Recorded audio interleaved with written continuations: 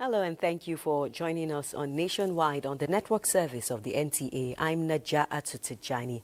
Remember that this broadcast is being streamed live on our website, nta.ng/live. Do follow us across social media for all the latest as well. And now the news in detail. The Minister of Humanitarian Affairs, Professor Nentawe Ilwata, has emerged chairman the governing All Progressives Congress, APC. The change of leadership in the party follows the resignation of former chairman Abdullahi Umar Ganduji. Details will come in our subsequent bulletin. Meanwhile, President Tinubu's bold policies are being implemented in the interest of Nigerians to create an enabling environment for serious business operations in the country. Vice President Kashim Shettima stated this in a meeting with newly elected executives of the Nigerian Association of Chambers of Commerce, Industry, Mines and Agriculture, led by the national president, Jani Ibrahim, at the presidential villa. State House correspondent Abdurrahman Jibrila reports.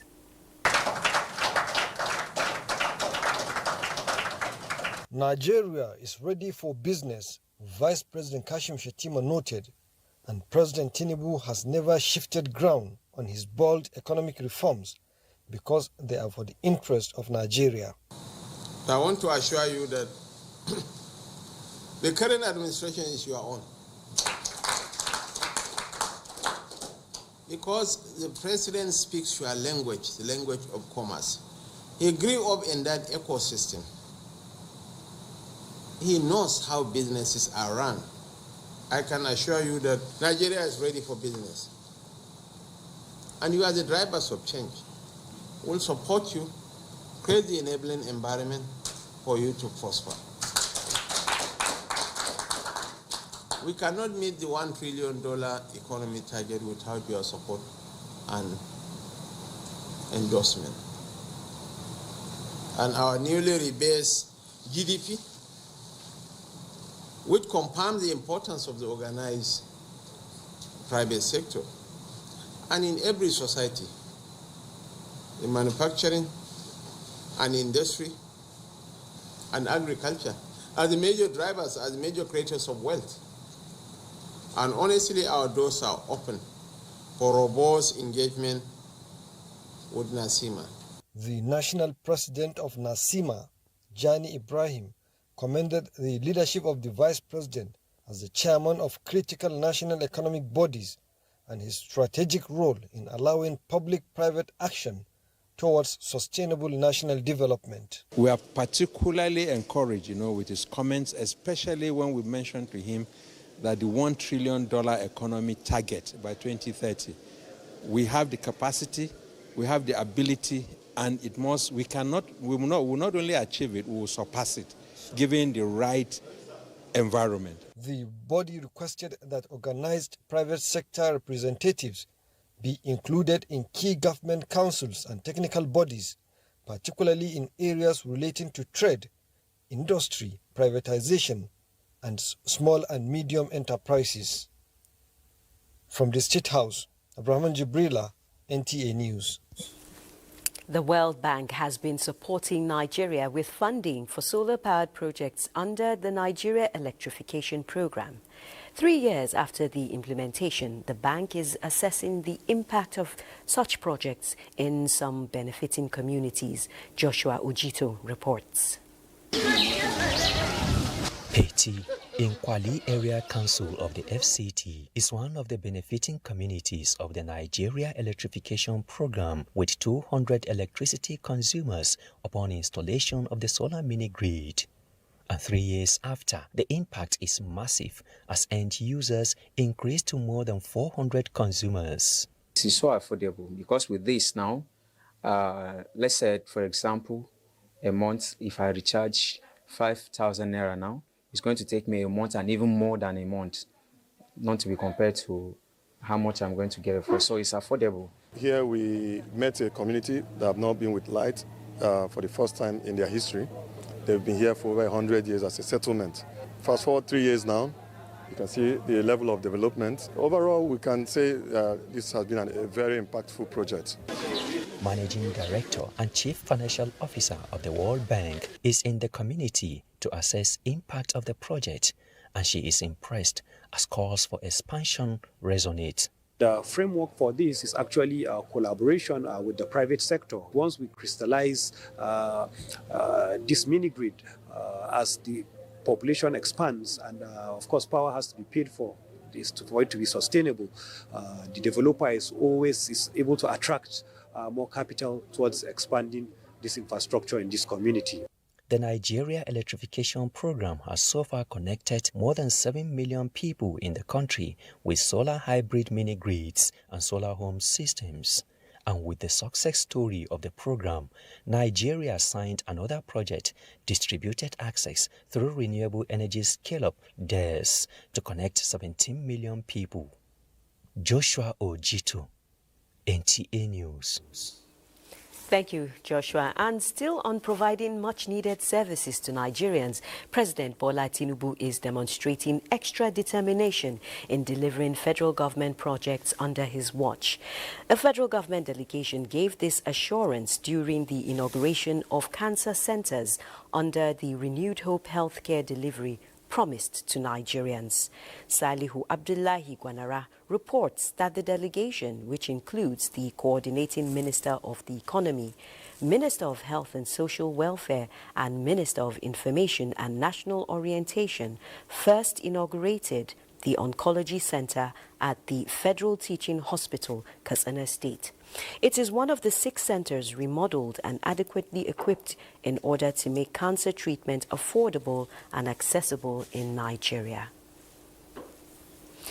Meanwhile, the Northwest Development Commission has presented its scorecard before the National Assembly Joint Committee 6 months after its establishment.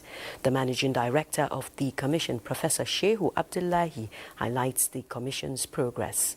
National Assembly correspondent Muhammad reports. The Northwest Development Commission was established by an Act of Parliament to drive inclusive and sustainable socio-economic development of the zone, with commitment to balanced regional development in the country.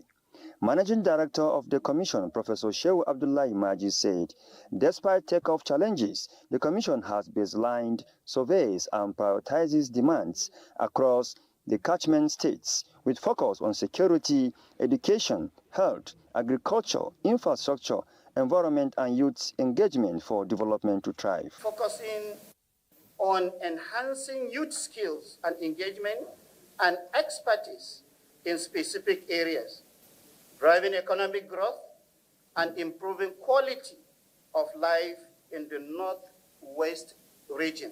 The National Assembly will not shirk its constitutional responsibility that tends to undermine and stymie our efforts toward pushing the development agenda of this administration, and our resolve to promote the progress and success of this commission is non-negotiable. Our goal is to work hand in hand with the Commission to ensure that once funds are released, the implementation process is swift, impactful, and transparent. From the National Assembly, Isa Muhammad, NTA News. It's time to join Adiola in Lagos for more on Nationwide. Adiola.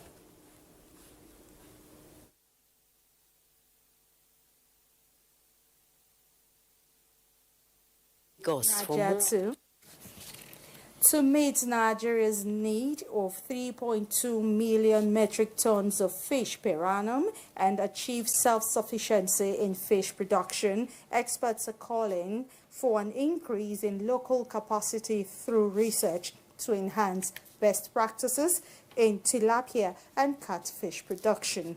Joa Kokbola reports that fish farmers are advocating government support to bridge the gap between demand for fish and supply.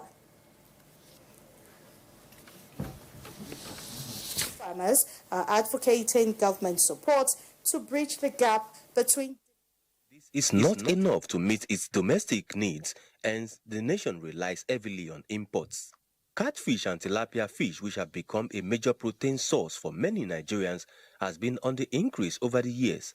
But farmers say feed production, logistics challenges, and the technicalities involved in breeding the fish to maturity is affecting their profit margin. Some of the local product they are using for fish is very expensive.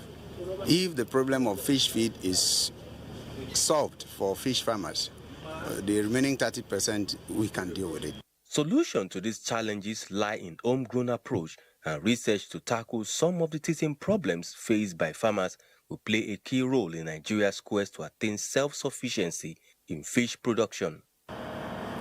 The first aspect is the feed production, which we have agreed to really do a proper formulation, because don't forget the protein content of tilapia feed must go down. Water quality, for example, wastewater management, for example, harvest system, for example, and those are the things we are going to bring together as a research center and advise them on the way forward. Aquaculture has enormous potential for job creation, and with government policies and capacity building initiatives, the much needed boost industry players say will begin to manifest. In Lagos, Joel Pukbola, NTA News. Nigeria's uninterrupted democracy is a feat that should be sustained by all relevant stakeholders, particularly the political gladiators. For some analysts, strengthening democratic institutions to guarantee rule of law, human rights and dignity is crucial for the survival of democracy and sustainable development. Again, Joel Pukbola reports. Democracy is gaining traction in Nigeria, with experts alluding to the fact that Nigeria's democracy is fast becoming a reference point in West Africa for a smooth transition, unlike the scenario in some countries in the sub-region.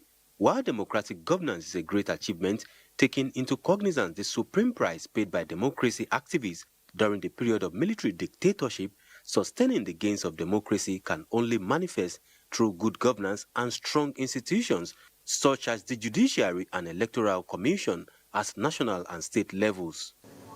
Democracy, if sustained, will engender development. It will uphold on democratic principles, and it will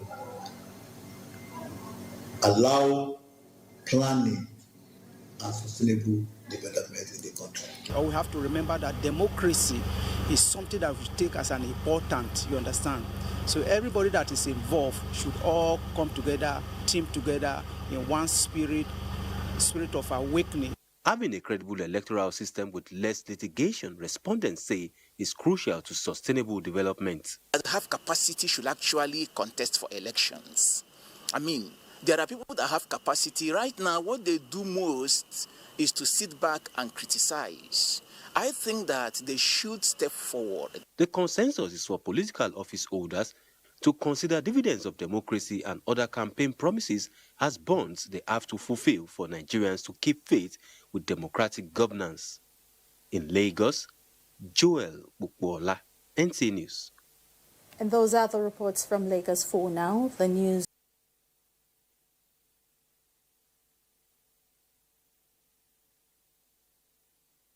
To Jos. Governor Caleb Mutfwang has reaffirmed his administration's readiness to open up rural markets that will in turn boost agriculture for sustainable food sufficiency. The governor stated this during the groundbreaking ceremony of ultra-modern agricultural markets in Shandam and Mangu local government areas of the state. Indiang and Abagang has details.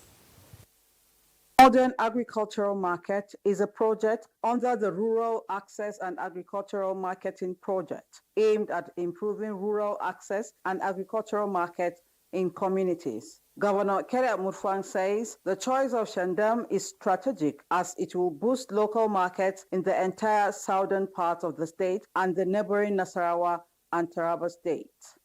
The issue of having access to rural markets has become very critical. And so we decided to key into this program sponsored by the World Bank to be able to deepen access to rural markets so that rural products can be brought up. Similarly, while performing the same function in Mangu, The governor went back memory lane, saying the groundbreaking was part of his dreams when he was the chairman of the locality, assuring the people that the first phase will be completed within 12 months. We want this market to become the best agricultural market in northern Nigeria. The people are overwhelmed in an ecstasy of delight because of what His Excellency is doing in Mango local government and in Plateau as a whole. When completed, the project will enhance rural road networks to facilitate access to markets and social services. Indenyan and Abuja, NTA News. Vaccines resistance is one of the top 10 leading threats to global health, resulting in preventable deaths. These came to fore at the second Professor Alfred Ikeme Memorial Lecture organized by Jos University Teaching Hospital in collaboration with University of Jos. The report. Vaccination is regarded as a primary measure in disease control with the aim of reducing incidence prevalence and impact within a population. Players note that consequences of resistance led to strain on healthcare system, distrust, and global setback. Research indicates that 3.5 to 5.5 million diseases are prevented annually as a result of vaccination. These statistics, among other factors, is the reason behind the second memorial lecture in honor of late Professor Alfred Ikeme, who is referred to as the father of medicine in the University of Jos and Youth. First of all, what are vaccines? Why do we need them to be able to control some of the diseases that are causing problems both in Nigeria and all over the world, especially childhood diseases? Lecture series is to remember him and then to bring topical, issues to be discussed in an academic setting that will address some public concern. They believe that through education, legislation and policy, research and innovation, as well as dissemination of reliable information, can tackle the challenge. The lecture, which had vaccine resistance and hesitancy, impacts on disease control as its theme, attracted medical practitioners from within and outside the state. That's our contribution from Jos. Naja'atu is standing by for the continuation of Nationwide in Abuja. Thank you very much, Bill Kisu, and welcome back to our Abuja studios. The Child Rights and Welfare Commission Bill and the National Child Protection and Enforcement Agency Bill are proposed laws seeking to safeguard children's welfare. The sponsors of the bill at a public hearing believe that a better future for Nigerian children is crucial for tomorrow's leaders and are working with other stakeholders to ensure that they are enacted to protect the rights and well-being of Nigerian children. Muhammad Rabiu Ali reports. Child abuse has been a source of concern to the society that needs legal framework to safeguard the rights of the child. The 10th House of Representatives is fully committed to supporting policies and legislative frameworks that promote the welfare of Nigerian children. The two bills put to debate at plenary now require public input for passage. What is missing is a dedicated institution, a commission, an agency fully empowered and resourced to ensure that these rights are protected and practiced, not just on papers. We urge that the bill being consolidated should include decentralizing child protection through state and local units. We recommend the addition of a representative of Federal Minister of Health as a member of the governing board of the commission, and also we recommend a gender balance in the composition of both commission and agency to ensure that perspectives of women and mothers are adequately represented at all levels of the child protection. Nigerian Immigration Service, as the lead agency in border security, holds a vital mandate in protecting children who are moved across borders, whether lawfully or unlawfully, and ensuring that Nigeria is not a source, transit, or destination country for smuggling of children, child exploitation, and other vices that impede realization of their full potentials. Members of the committee acknowledge the contributions brought forward and promise to make judicious use of the submissions in the interest of the Nigerian child. Time has come when we take the interest of the child as priority. By establishing these institutions, we are taking a concrete step towards creating a society where every child can realize their full potential, free from fear, violence, and discrimination. The committee is expected to report back to the plenary for further action. From the National Assembly, Muhammad Rabiu Ali, NTA News. The House of Representatives Committee on Reformatory Institutions has visited the Nigerian Correctional Service headquarters in Abuja on oversight, finding a system stretched and struggling despite good intentions. Their arrival also reveals a familiar yet often overlooked reality, a correctional system battling overcrowding and limited resources. Controller General of Corrections Sylvester Nwakuche outlines ongoing efforts from rehabilitation programs to infrastructure upgrades, but does not shy away from hard truths. Because they keep it for 3-4 months, the amount you used to feed you is 100 times more than the chicken you stole. Population keeps rising, but space does not. Food is stretched, vehicles for court moves are few, and facilities are aging. The chairman of the committee, Chinedu Oga, promises the issues will not be burned in files.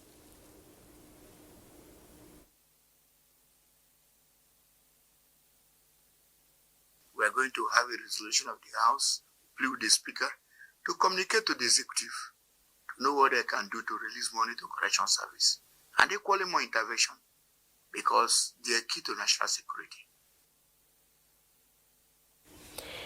He says the National Assembly will press for action, and to truly reform the correctional system needs more than goodwill, but space, support and investment. President Bola Tinubu congratulates Major General Ibrahim Malgui Haruna on his 85th birthday. President Tinubu celebrates the retired general, fondly called IBM, on this special occasion, commending his service to the nation as a military officer and an elder statesman. The president notes General Haruna's role in establishing the Nigerian Television Authority, NTA, and the News Agency of Nigeria as Federal Commissioner Information, during which he chaired Nigeria's participation in the World Festival of Arts and Culture in Lagos in 1977. In a statement by Special Advisor on Information and Strategy, Bayo Nanugo, President Tinubu prays God Almighty grant him good health and more years to serve the nation. The National Senior Secondary Education Commission is deepening collaboration with the Federal Capital Territory Education Secretariat to improve the quality of senior secondary education in Nigeria. The Executive Secretary of the NSEC, Dr. Iela Ajayi, highlights key areas of collaboration such as effective curriculum implementation with focus on relevant 21st century skills, routine quality assurance assessment, and joint initiatives to reduce the number of out-of-school children. The partnership, he notes, is aimed at boosting academic performance and promoting excellence in senior secondary schools across the FCT. That a strengthened partnership between NSEC and the FCT Education Secretariat will serve as a beacon for other states and regions. Our vision is to see that every senior secondary school in the FCT, and indeed across Nigeria, become a center of excellence, nurturing future leaders, innovators, and responsible citizens. We are partners in progress, and we already know that establishing this kind of agency is going to yield a positive result as far as secondary school education is concerned. Expected to foster efficient, inclusive and result-driven education system in the FCT. Meanwhile, failure to encourage women to pursue careers in science, technology, engineering and mathematics will deny the society full complement of innovative and scientifically creative mind, a significant hindrance to advancement and economic prosperity. This is the thrust of the 34th inaugural lecture of the National Open University of Nigeria on professional teacher education, a catalyst for widening the gateway to gender equity in STEM education, delivered by Chibogu Virginia Naka, Professor of Science Education. She affirmed the outstanding qualities of girls academically if given the enabling environment.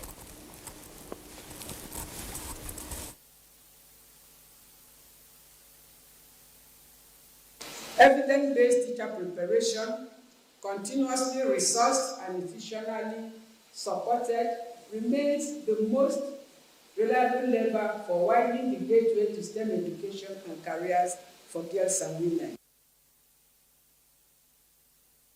These can enhance women's competitiveness, particularly in areas where intellectual capabilities outweigh physical strength. Deputy Vice Chancellor Technology, Innovation and Research, Professor Godwin Akpe, represented the Vice Chancellor Olufemi Peters. Now let's join our Maiduguri Network Center for more. Thank you, Najatu, and welcome to Maiduguri. As part of effort to strengthen the healthcare system, the Borno State Ministry of Health and Human Services has organized a 4-day training workshop on the Nigerian Health Sector Renewal Investment Initiative and the 2026 annual operational plans. The workshop is aimed at building the capacity of health sector leaders and managers to enhance service delivery across the state. Murjana Hassan completes the reports. Delivering excellence in healthcare is no longer optional. It is a necessary step towards achieving effective and efficient services for all. Declaring the workshop open, the Commissioner for Health, Professor Baba Malamgana, emphasized the need to align with national initiative, noting that Nigeria continues to record high rates of malaria-related deaths, maternal and newborn mortality, with 13 local government areas in Borno contributing significantly to this statistic, making it urgent to reverse these trends through strategic reforms. Departments of planning, not only in the State Ministry of Health, but also in all the agencies that we have, for example, Primary Healthcare Board, the Hospitals Management Board, the Drugs and Medical Supply Agency, Contributory Agency, must key in, because we are going to develop the annual operation plan for 2026 and also how to implement the current one for quarter 3 and 4. Lafia UK and other supporting partners reaffirmed their commitment to strengthening the capacity of health managers, describing the workshop as timely and critical to achieving meaningful outcomes. The initiative is expected to drive reforms and promote a data-driven, resilient health sector in line with national priorities, while aligning with Borno State commitment to reducing maternal and child mortality through Governor Babagana Umar Zulum's implementation of the Safer Births Bundle of Care. In Maiduguri, Murjana Hassan, NTA News. Permanent Secretary, Ministry of Health and Human Services, Dr. Shatima Maina Mustafa, has paid an inspection visit to the State Specialist Hospital, Maiduguri. The visit was to assess the functionality of equipment and facilities to ensure effective and efficient health care service delivery. Pauline Kujavana has more.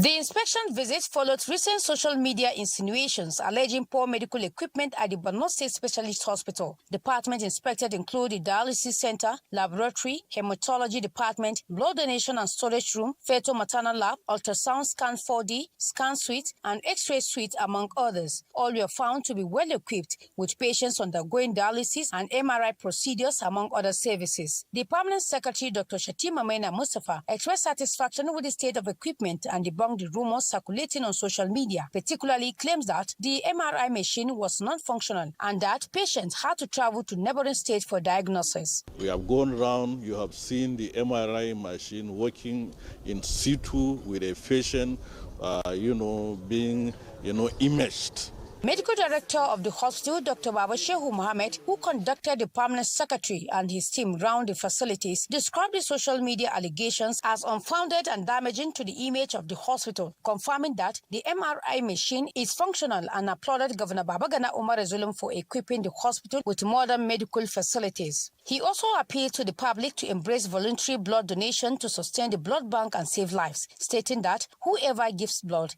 gives life. The inspection visit by the permanent secretary is expected to put to rest the false claims regarding the hospital's equipment and service delivery. In Maiduguri, Pauline Kujevana, NTA News.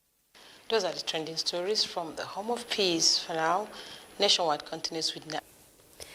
The Nigerian Air Force has identified the importance of physical endurance as not just a requirement, but a weapon against mounting asymmetric threats across Nigeria's diverse terrain.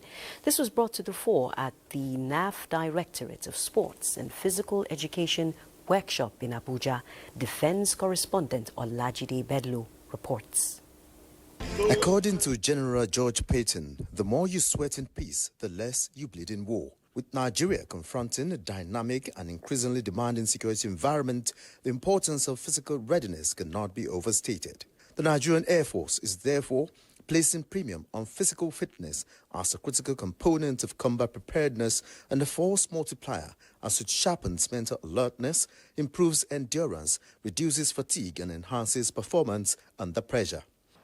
Through physical training, our personnel learn discipline, perseverance, teamwork, and resilience, attributes essential not just in battle, but in everyday military life.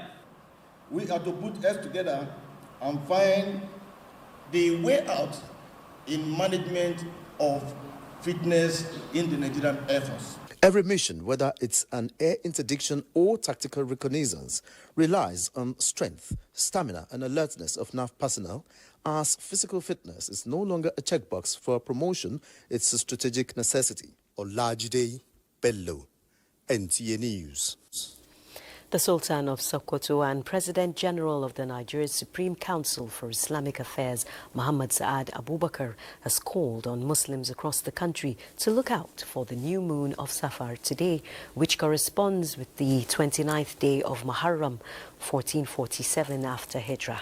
A statement issued by the Wazir in Sokoto, Professor Sambo Wali Junaid, urges Muslims to report any sighting of the crescent to the nearest district or village head for onward communication to the Sultan for official announcement.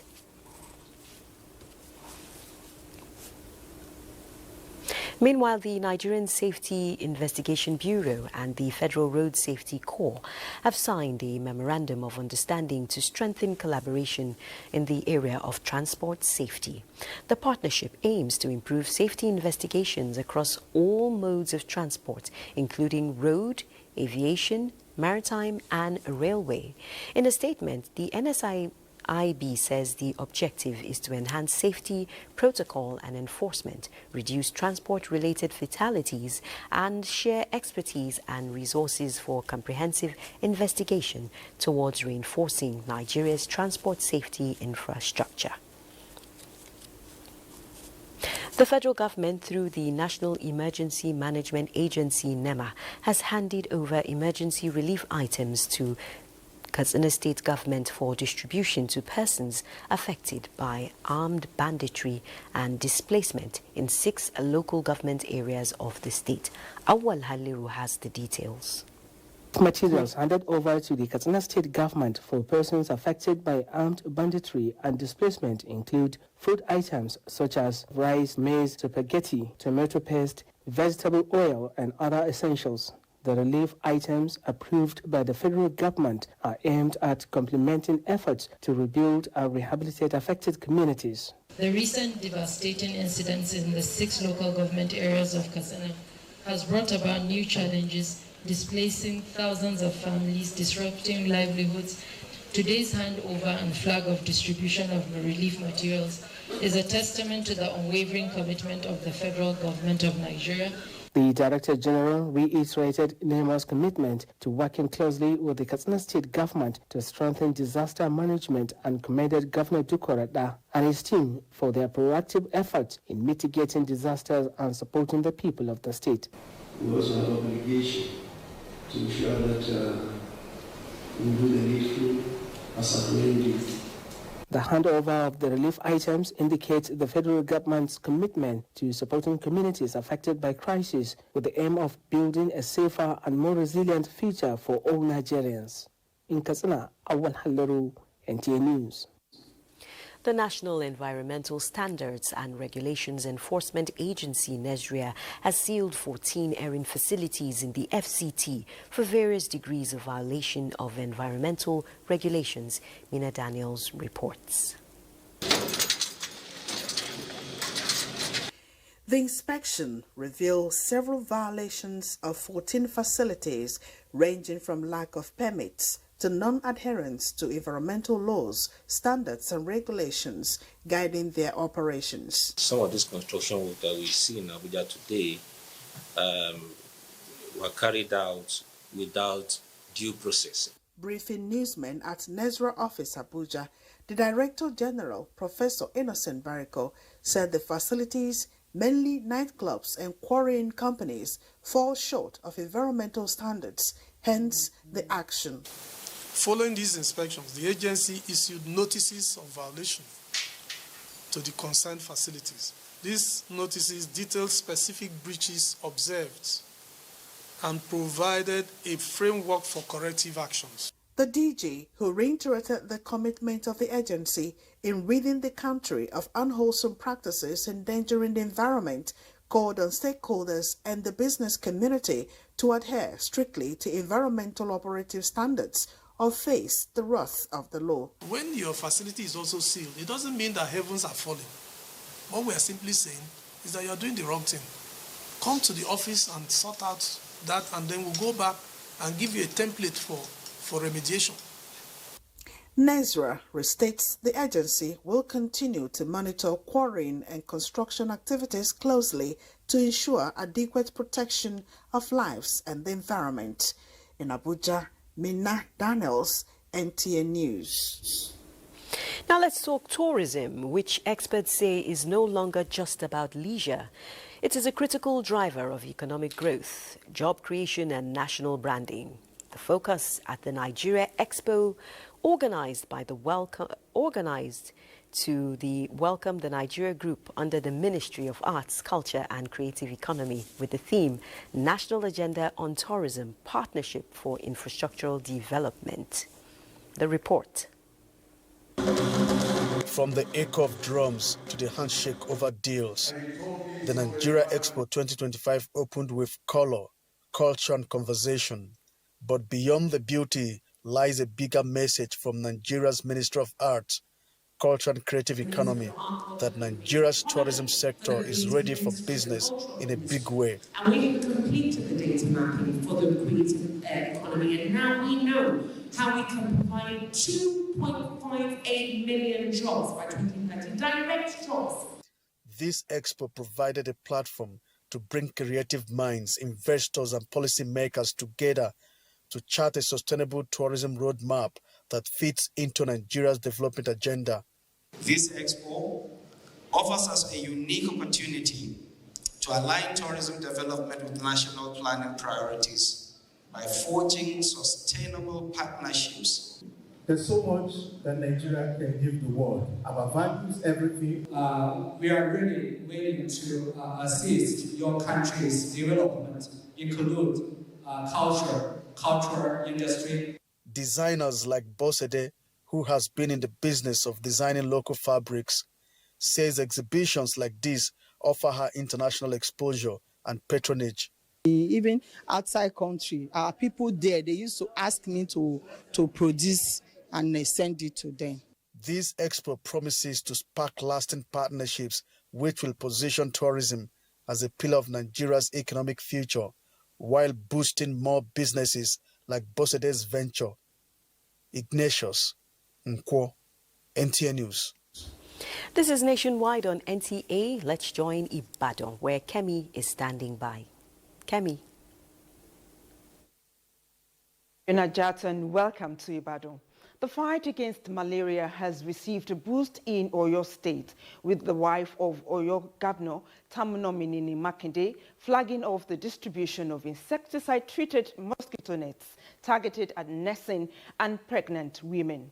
Yemisi Ajagun reports that the initiative aims at safeguarding vulnerable groups from mosquito-borne diseases while improving maternal and child health across the state. While noting that the disease is preventable and curable, wife of Oyo State Governor Tamunominini Makinde emphasized that the use of insecticide-treated mosquito net significantly reduced the risk of contracting the parasite, especially for pregnant and nursing women. This particular net has been treated with insecticide, so it means as the mosquito comes closer to it, it will even die. It's not just an ordinary net.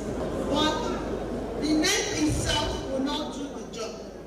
We need to do our own bit, which is what's sleeping under the net. Other stakeholders stressed the need for continuous public sensitization on the importance and proper use of the treated nets across Oyo State. Over 5 million insecticide-treated nets have been allocated and delivered to the state for this campaign. The free distribution exercise is scheduled to hold from August 1st to 7th across all 33 local government areas in the state. Thereafter was a symbolic presentation of the net, while they appreciated the government. So we really thank them very well. So I'm going to use it because I need it already. The initiative is being carried out in collaboration with the Ministry of Health, the National Malaria Elimination Program, and the Rollback Malaria Partnership.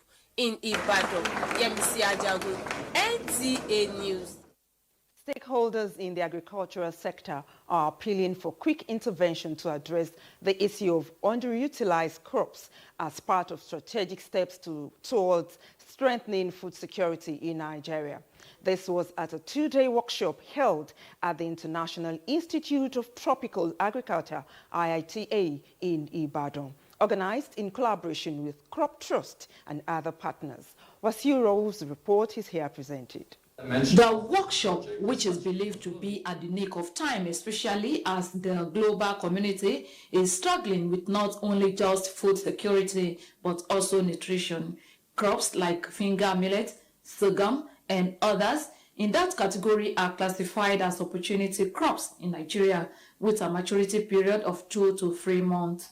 Agricultural experts in their presentation described these crops as not only climate smart and medicinal, but also capable of thriving in various soil types with little or no fertilizer input. So with the project, we'll be promoting the conservation of the crop genetic diversity that is there, and we are happy to closely partner with the National Nigerian. Based on the geographic location, the adaptation of the crop, the nutritional content of the crop, we look at all this, then we select 2 that we think is good for our nation and for our farmers.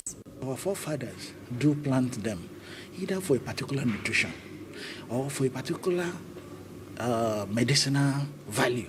The project is discussing and giving us opportunity for us to identify our locally available nutritious crops, and then we'll now expand their production. Stakeholders are of the view that with the right support, opportunity crops will play a key role in tackling Nigeria's food sufficiency challenges while also enhancing agricultural sustainability. That's it from Ibadan. Najatu, it's back to you.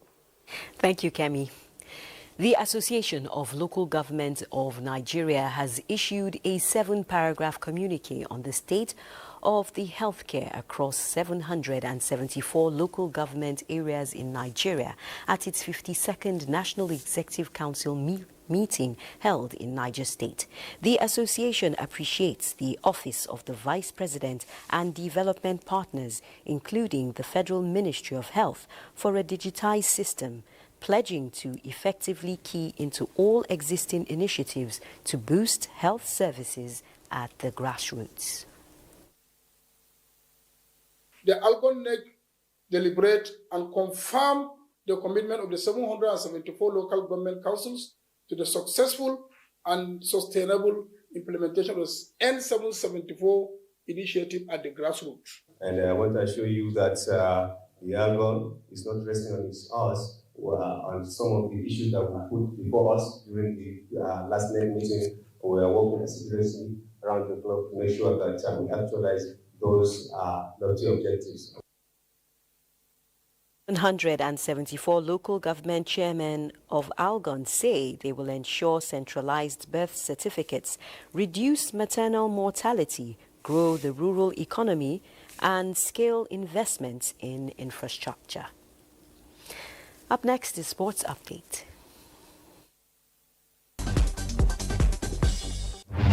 Ahead of the 8th African Nations Championship, Nigerians home-based Eagles are set to depart for East Africa. Head coach Eric Chell has named his final 23-man squad, including notable names like Nduka Jr., Godwin Obaje, and Sikuru Alimi. The team will depart from Ikenne on Thursday and will fly out of Lagos in the evening, heading to Zanzibar for last-minute preparations before the tournament starts in Dar es Salaam on August 2. Nigeria will compete in Group D against Senegal, Congo and Sudan, all vying for a place in the final on August 13 in Nairobi, Kenya. Meanwhile, the Super Falcons have arrived in Rabat for their 2024 Women's Africa Cup of Nations final against Morocco's Atlas Lionesses. Justin Madugu's squad is scheduled to have their first training session in Rabat later this evening. Nigeria will face Morocco in the WAFCON 2024 final this Friday at the Olympic Stadium in Rabat. Elsewhere, the UFAC Senior and Junior Cadet Championship entered Day 3. All the participating categories are weighing in ahead of the championship, which begins Friday, and draw for the tournament will take place Thursday. Some karatekas believe they are ready and set for the championship. Here to represent our nation with pride. We are here to conquer Africa and to make and leave a mark in Africa that Kenya is a force to reckon with in karate. We expected that we have many medals to back home because our people there are waiting for us. And finally in cycling, Tour de France overall leader Tadej Pogacar suffered a big scare on Thursday when he bumped into a team car of his chief rival, Jonas Vingegaard, just before the commencement of the grueling 18th stage, which runs from Vif to the Col de la Loze. It remains uncertain who Pogacar was with at the time of the incident, with Visma Lease a bike vehicle. For Sports Update, Bright Ebuchu, NTA News. Thank you, Bright. Sports Update concludes nationwide on the network service of NTA. Thanks for being a part of the bulletin. I'm Naja Atutijani.